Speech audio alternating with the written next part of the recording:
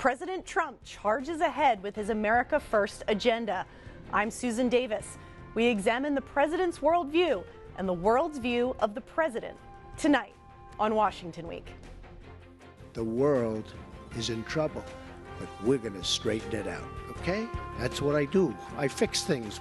President Trump's fixes include extreme vetting of refugees and foreign visitors from 7 targeted nations, a warning to Israel about expanded settlements, new sanctions against Iran, and the threat of more sanctions against Russia, and contentious calls with 2 of America's closest allies have some Republicans questioning the president's tough-talking diplomacy.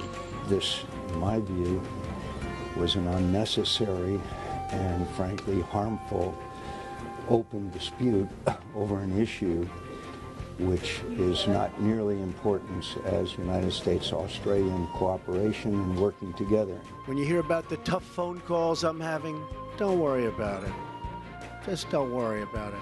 Plus, the latest on the Senate confirmation battle for the president's nominee for the Supreme Court.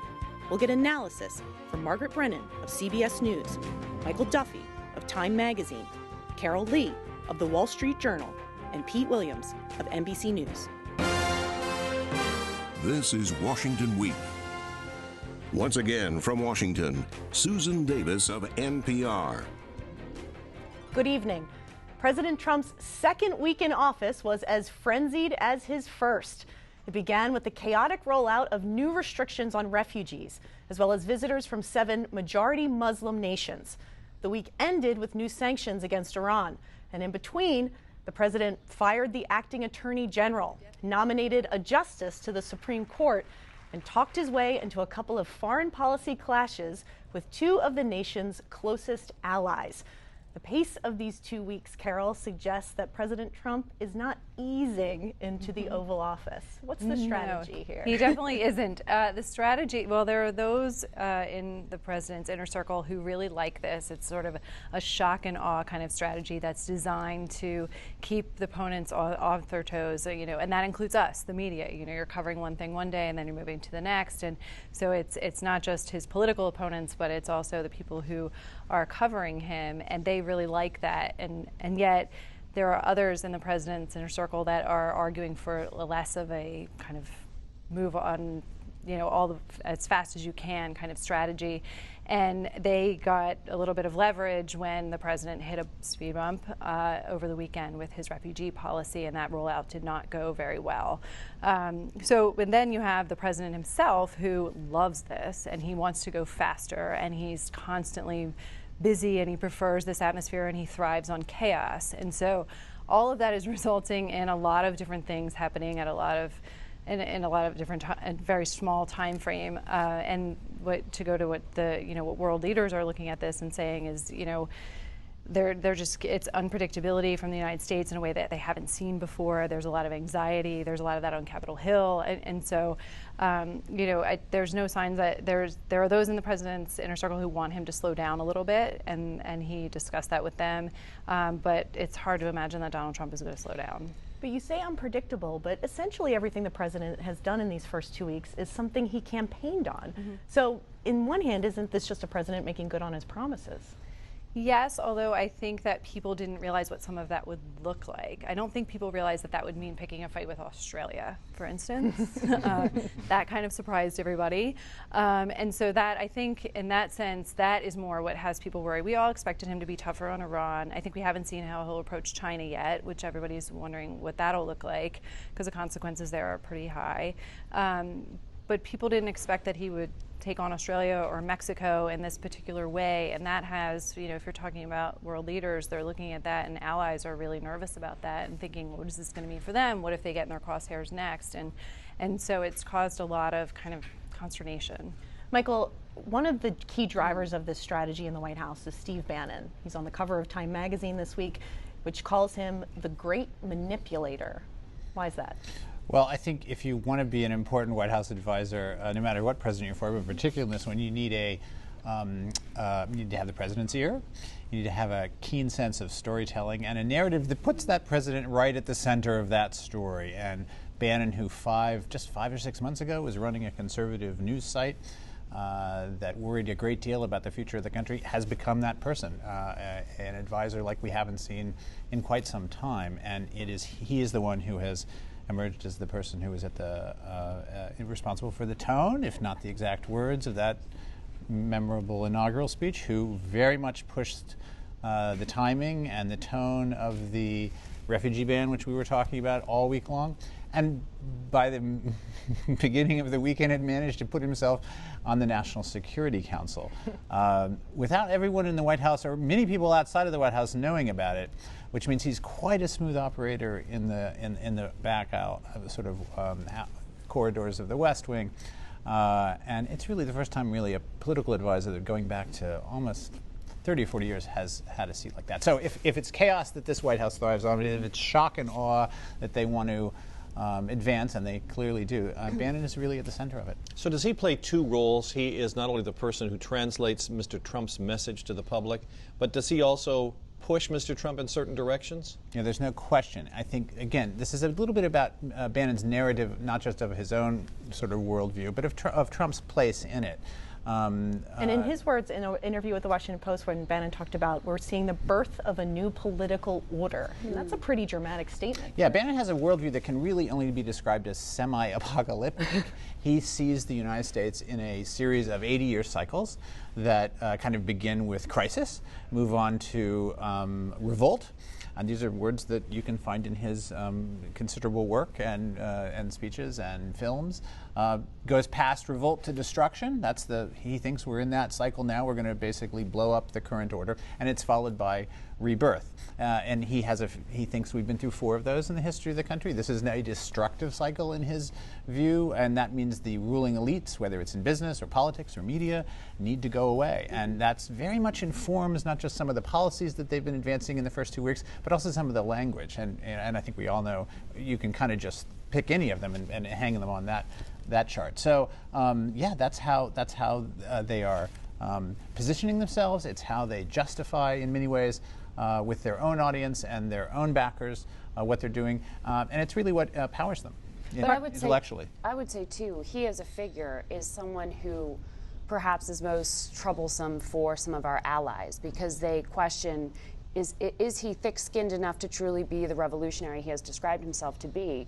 And is he not just a disruptor, but perhaps destructive? Yeah. And you heard that from one of the European leaders this week, for the former Prime Minister of Poland, who is now leading the European Council, putting the United States in the same context as China, Russia, and terrorism in terms of being an external threat because of some of the language that particularly this advisor to the president has used in terms of blowing up multilateral agreements and blowing up things like the European Union and NATO. And so some of our allies are saying, do I need to take him at his word? And is this truly what the President of the United States is looking out at the rest of the world with? This idea of breaking up rather than strengthening some of the alliances with some of our oldest friends and allies. And that's something that really, beyond our own borders and TV screens, is causing concern. Margaret, specifically on the immigration ban, what has been the global response to that, particularly from the countries that have been affected by the travel bans? Well, I mean, if you talk to people within Washington on Capitol Hill, they would have said, and plenty of Republicans, look, I would have been fine with the content if you hadn't been so messy in the rollout. And I think some of that would have been easier for some of our diplomats around the world to have executed if they had adequate warning. And by most accounts, the American diplomats I've talked to around the world, they were very much caught off guard in terms of just going through some of the loopholes, particularly in a place like Iraq. That is a country that really was, for many of the people crafting our national security strategy, the most troublesome. When you have people who are on the battlefield, Iraqi generals who have fought alongside Americans in this fight against ISIS, who can't come to the United States to visit their own families, that becomes a problem. That's not just a matter of feeling, that's a matter of alienating your friends. That's a problem when it comes to America's overarching national security. When it comes to some of the other countries that are on that list, Sudan, Libya, others, it's not as troublesome. The refugee ban, even our European partners have had a hard time. That's a different duration. That's a 4-month halt versus the 3-month on the 7 countries. And that, just from a humanitarian point of view, they've raised issues with. But the question is who was left off that list, who was considered, and what was the review process going into this. And I don't think we really know what went into crafting this beyond some of the folks that we think have their fingerprints on it. There doesn't appear to have been a review process. Well, that is a key point, yeah. And Pete, the president also learned this week that there are limits on executive power. This is being challenged in the courts. The immigration ban has already been immediately challenged in the courts. What's the latest there, and what's likely to come of that? There are at least 10 lawsuits now. There'll be more next week. Every civil rights lawyer in America is currently at the word processor trying to figure out a better way to attack this.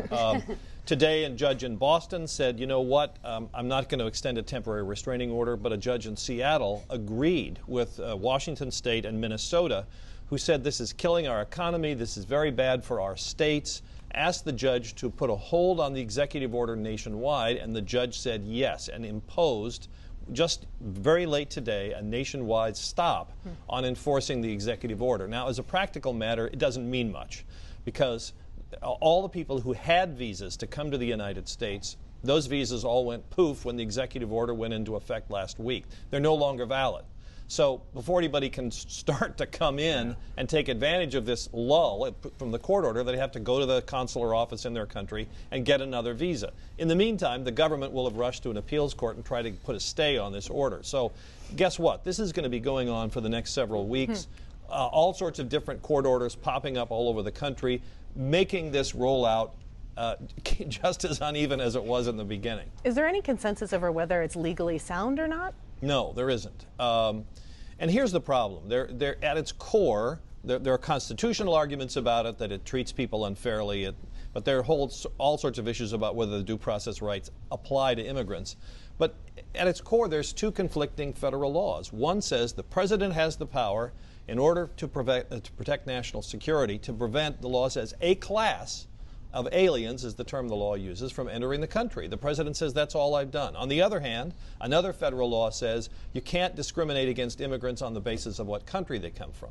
So the courts are going to have to resolve this apparent tension. When the acting attorney general resigned, was more made of that than needed to be? Was that an invitation to being sacked? And were there people at the Justice Department who thought perhaps that was a perfectly fine regulation to revoke? Yes to both questions. Sally Yates, we're talking about, who was the holdover from the Obama administration, the acting attorney general. That's the sort of tradition at DOJ. And what she said is, in this memo, I just can't enforce this because I don't think it's wise or just. It wasn't a detailed legal analysis of it. It was almost an invitation to the president. He took the bait. And of course, you know, no matter what happens, she would only be there a short time because Jeff Sessions is about to get confirmed, it would appear, and he will come in and obviously enforce it. Carol, the White House this week, or today, also levied sanctions on Iran. National Security Advisor Michael Flynn says Iran has been put on notice. What is driving those decisions, and what's driving this tougher stance on Iran? Well, this is one of the President Trump's campaign promises. He always said he would be tougher on Iran. He did not agree with the Iran deal. He was very critical of that. And, you know, Iran kind of gave him an opening in the sense that they tested a ballistic missile, and the president responded very swiftly. The interesting thing about that is there's a couple interesting things. One is these sanctions that they levied are ones that the Obama administration pulled together, and they still have Obama's main sanctions person at Treasury leading this, who was played a huge role in the Iran deal that the current president hates. So there's that, and that's why they were able to move very quickly. But the rhetoric, and you know, Margaret knows this, the rhetoric when you talk, the rhetoric matters, and that sort of tough talk just leads, I think the people who are concerned about it is that it can lead to a real escalation, and there's a tit for tat, and what does that mean, and where does this go? And so when you have the National Security Advisor, and my understanding and what I was told was that the president himself said the day before, I want a strong statement, I want you to make it, and I want you to make it from the White House podium. And that's a big deal, and that's a dramatic shift from President Obama, who, you know, while he would maybe get behind sanctions against the ballistic missile program that do not conflict with the Iran nuclear deal, he didn't do them in such a bombastic way, and that matters. David Axelrod, Obama's political advisor, tweeted today that these are essentially Obama-era policies delivered through clenched teeth. Margaret, does any of this undermine the 2015 deal the U.S. struck with Iran? Potentially. I mean, it depends. Look, Iran's got its own politics, and they got an upcoming election. Let's see how that plays out and how this is swallowed in Tehran. But I thought it was interesting, the administration officials who did brief us on this very much indicated this is separate and apart from the nuclear deal that we, on the campaign trail, pledged we were going to blow up. Now we're putting that aside. We're specifically dealing with ballistic missiles.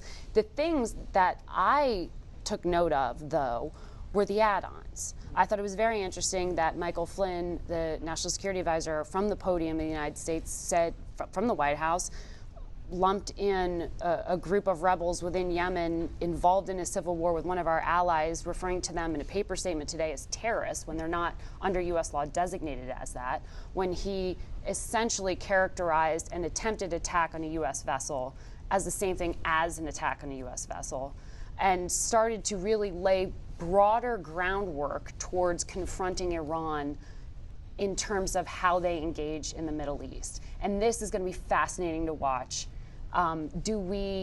Does this now extend to Syria? Do we start confronting Iran and their proxies everywhere they are within the region? Certainly some of our allies in Israel, within the Arab world, in Saudi Arabia and the Emirates are very interested in how we complete that sentence. And I think it was just started today at the podium. And if you talk to policymakers, they'd say, whoa, we haven't caught up yet with the rhetoric. We can't tell you what the policy is yet and whether we want to engage more. And not only that, you have a president who has a Republican Congress who would love to get tougher on Iran, not only Republicans, but also Democrats. And so that'll be a real test, too, because there were a lot of things that Democrats and Republicans wanted to do that President Obama would block on Iran. And now you have a president who's way out there and who has said that he'll go really far, and that'll be a test. Will he, go where Congress wants him to go? Because there'll be a lot of pressure for that. And while I don't know if it's clear whether he wants to scuttle the deal or not, and it's quite tantalizing to imagine that he might not and actually still get tougher on Iran while he keeps the deal, where we did see him this week try to scuttle the deal or take the first steps to do that, as he informed Congress officially that he was going to open the door to renegotiating NAFTA. And he let both our Canadian and Mexican allies know that, to the extent that they are still allies, right? Worth checking at any moment. But that's a real change, and that's not one of Obama's policies through gritted teeth. That's a change in going back to George Herbert Walker Bush through 4 presidents who followed. So that's a dramatic, and he said he would do that on the campaign trail as well. But I do think this is a place where there's less of a question about whether he wants to undermine the original deal. The White House did seem to take a more diplomatic tone this week about Israel and settlements, saying we don't think it helps the peace process, but we don't encourage it. But then we have the president, as you mentioned, in these conversations with the leaders of Mexico and Australia. Is his sort of tough-talking diplomacy, does that apply to our allies now, too? And by the way, is tough-talking diplomacy? I know, exactly. Well, do those go? Does it work, or is it working? Well, the most interesting thing isn't so much that the conversation with Australia ended badly, but it leaked from U.S. officials so quickly. Yes. Yeah. They were and very. What does that mean? Well, that tells you they were keen to whether or not tough-talking is diplomatic. Certainly, it's a part of public diplomacy for this president. He wants to put out to his nation. I mean, if Australian officials leaked it, then we would have been one. But it was very clear that the U.S. officials leaked it, which means they wanted to tell the American public that this was a tough-talking president. Back to that again. Or there were U.S. officials who didn't like it. Concerned. It's quite possible that was true. But given the pattern, it seems to me they want to project an air of difference, of changing the tone, of changing how we relate to other countries. So in the simplest explanation, it's that it was of a piece.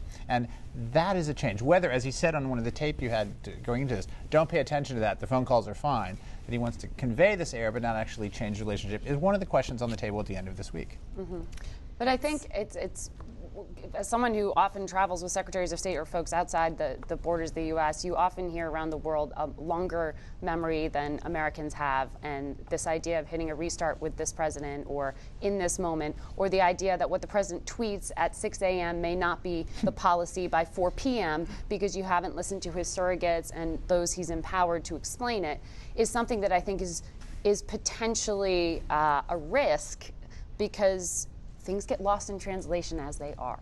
And so I think particularly on the national security front, there are so many things that are so sensitive where diplomacy, words always matter. I think it's interesting you got Rex Tillerson, a man who ran one of the largest publicly traded companies in the world, who knows words matter because he could move global oil markets with them if he's empowered enough to either, is he the guy who does the cleanup on the tweets, or is he the guy who's actually crafting the policy that follows the tweets? What do you think? Well, we don't know yet. Don't our allies have to try to figure out on what are the relationship with Donald Trump on the one hand and the United States on the other, and are they always the same? Well, yeah. I mean, this is the question. And who has which portfolio? Is Michael Flynn, did we learn this week that he has the Iran portfolio when he walked into the White House briefing room?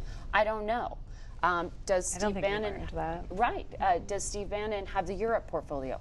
I don't know that yet. I think it's interesting that the vice president will be going. I think it's important that he's going to Europe. Within the next week and a half or so, he's going to be going to Munich to the security conference and on to Brussels as well. And there was a lot of concern among some of our allies that the United States sit down with the allies before we sit down with Russia.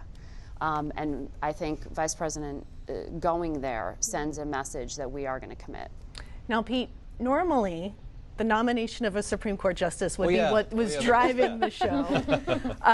President Trump nominated Judge Neil Gorsuch. He's 49 years old.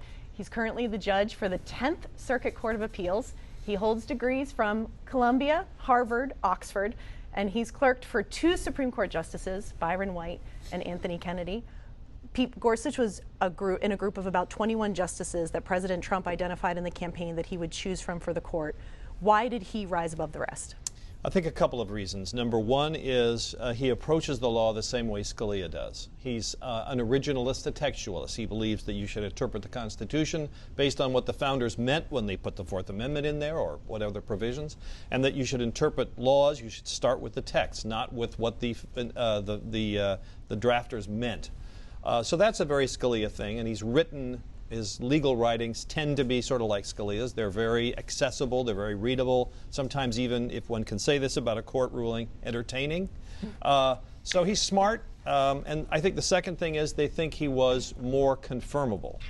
There were some people on the list who had, for example, William Pryor from Alabama, who had said some very incendiary things about the Roe v. Wade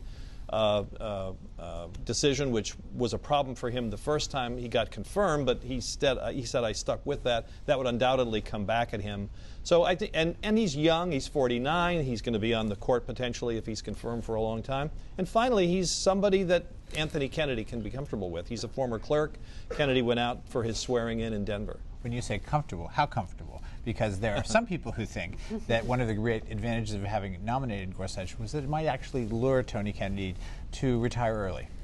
There are some who say that, and the theory of that is that it is no secret that Anthony Kennedy has said to some that he's thinking about retiring within the next year or so. That would give, obviously, a huge opening for the Trump administration, because here you're going to swap Neil Gorsuch for Anthony Kennedy, conservative for conservative. Change the court.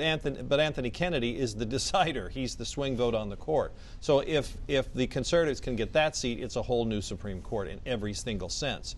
So the theory of that, what Michael's talking about, is that Anthony Kennedy would look down the bench and see Neil Gorsuch and not think, well, there goes the neighborhood, I better stay.